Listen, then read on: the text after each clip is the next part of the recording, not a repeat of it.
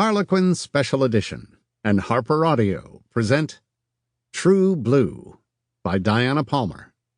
Performed by Todd Mclaren. Chapter 1. "We could lose the case," San Antonio Detective Sergeant Rick Marquez muttered as he glared at one of the newest detectives on his squad. "I'm really sorry," Gwen Cassaway said, wincing. "I tripped. It was an accident." He stared at her through narrowed dark eyes, his sensual lips compressed. "You tripped because you're nearsighted and you won't wear glasses." Personally, he didn't think the lack of them did anything for her, if vanity was the issue.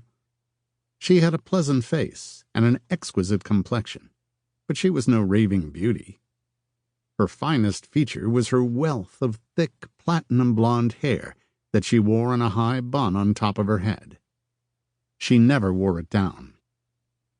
"Glasses get in my way, and I can't ever get them clean enough," she muttered. "That coating just causes smears unless you use the proper cleaning materials. And I can't ever find them," she said defensively. He drew in a long, exasperated breath and perched on the edge of the desk in his office. In the posture, his .45 Colt ACP in its distinctive leather holster was displayed next to his badge on his belt. So were his powerful legs, and to their best advantage. He was tall and muscular, without it being obvious. He had a light olive complexion and thick, long black hair that he wore in a ponytail. He was very attractive, but he could never seem to wind up with a serious girlfriend. Women found him useful as a sympathetic shoulder to cry on over their true loves. One woman refused to date him when she realized that he wore his pistol even off duty. He tried to explain that it was a necessary thing, but it hadn't given him any points with her. He went to the opera, which he loved, all alone. He went everywhere alone. He was almost 31, and lonelier than ever. It made him irritable. And here was Gwen making it all worse, messing up his crime scene, threatening the delicate chain of evidence that could lead to a conviction in a complex murder. A college freshman, pretty and blonde, had been brutally assaulted and killed. They had no suspects, and trace evidence was very sketchy already.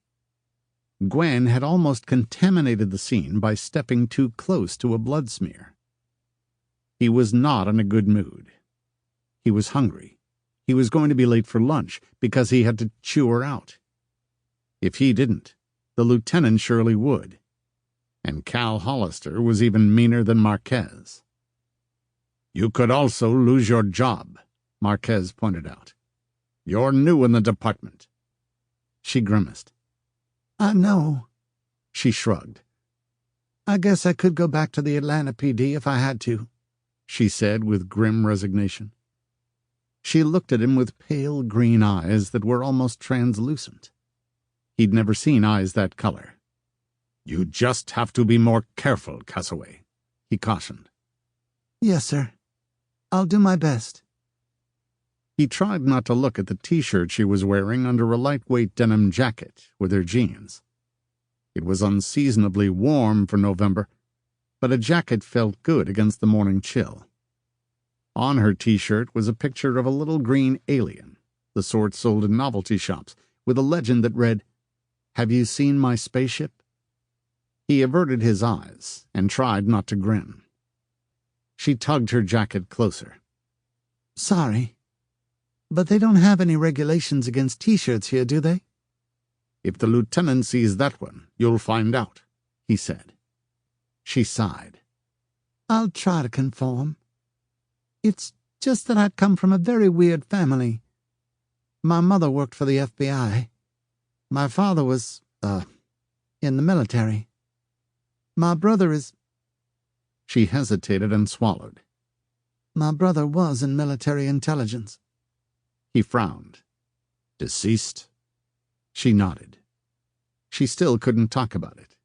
The pain was too fresh. "Sorry," he said stiffly. She shifted. Sample complete. Ready to continue?